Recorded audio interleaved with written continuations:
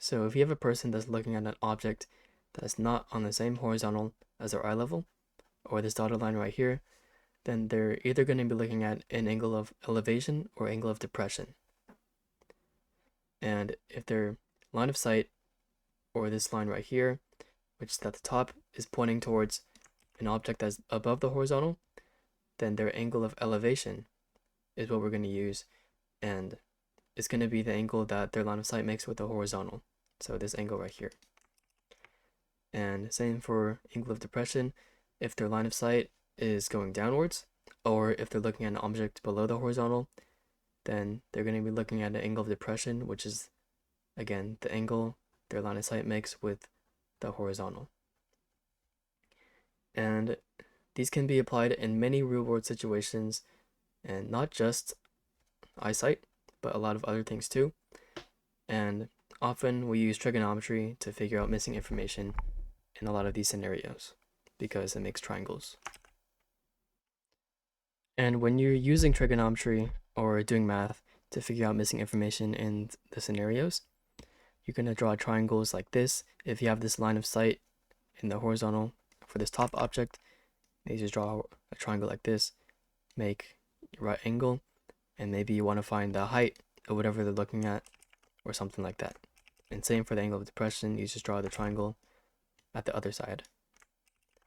And if your situation has more than one diagram, then draw more than one diagram, because sometimes the triangles might overlap one another if you have more than one.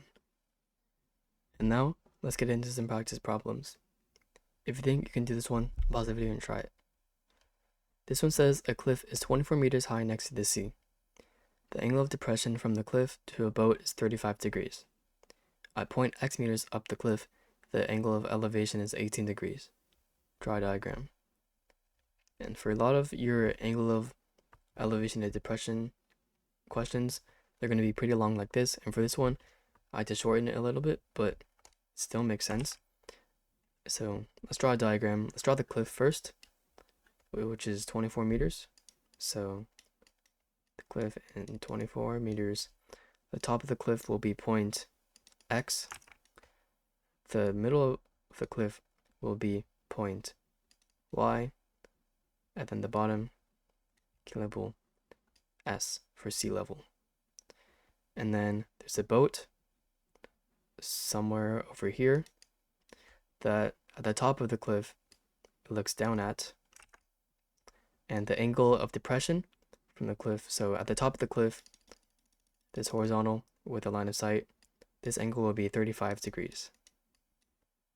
And the boat with point X meters up the cliff, so we can just draw another line here, X meters, from point S to point Y, and we connect those with the horizontal from the boat to the bottom of the cliff. This angle will be 18 degrees.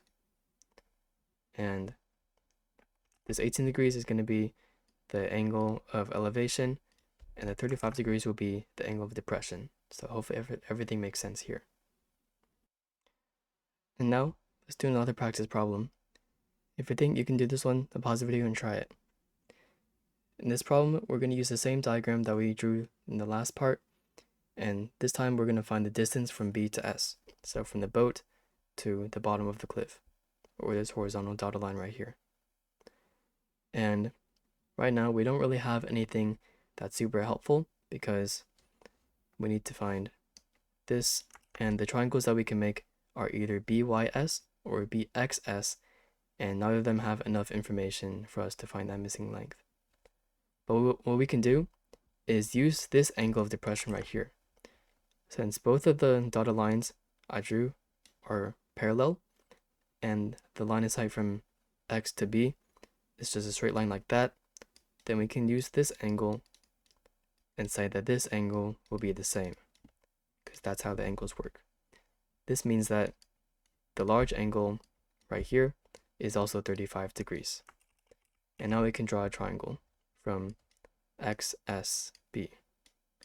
So right triangle, this is 35 degrees, like I just said, and the measurement is 24 meters. So S, B, y.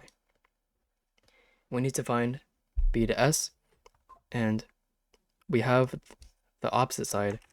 We need to find the adjacent side, and we have this angle that's opposite to the side we're given, so we can use tan for our trigonometry. So tan 35 equals 24 over BS, and now we just have BS equals 24 over tan 35,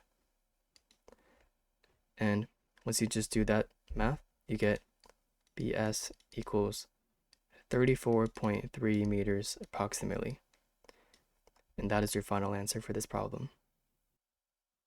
Now let's do another practice problem. If you think you can do this one, pause the video and try it. In this practice problem, we're going to be using the same diagram that we used for the last one, and we're going to find x this time. X meaning this x meters, the measurement here, not this point. So let's look at x meters and see everything that we can do. And there's not a lot of choices. It only really lines up with ys, and we can make a triangle from ybs, right triangle, and this angle is 18 degrees, and x meters is right here. And as you notice, I think pretty much all angle of elevation and depression problems are going to be using triangles and trigonometry. And we need this hypotenuse or this BS side right here, and we already found the BS distance from the last part, which is 34.3.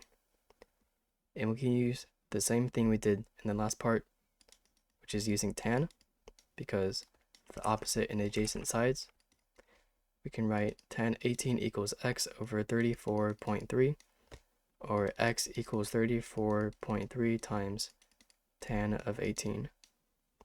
And once you put that into your calculator, you get approximately 11.1 meters, rounded into 3 sig figs. And that is your final answer for this problem. So, everything that I explained in this video, and all the problems that I went through, should teach you everything you need to know about angles of elevation and depression. If you learned something from this video, or if you enjoyed it, then please consider liking and subscribing.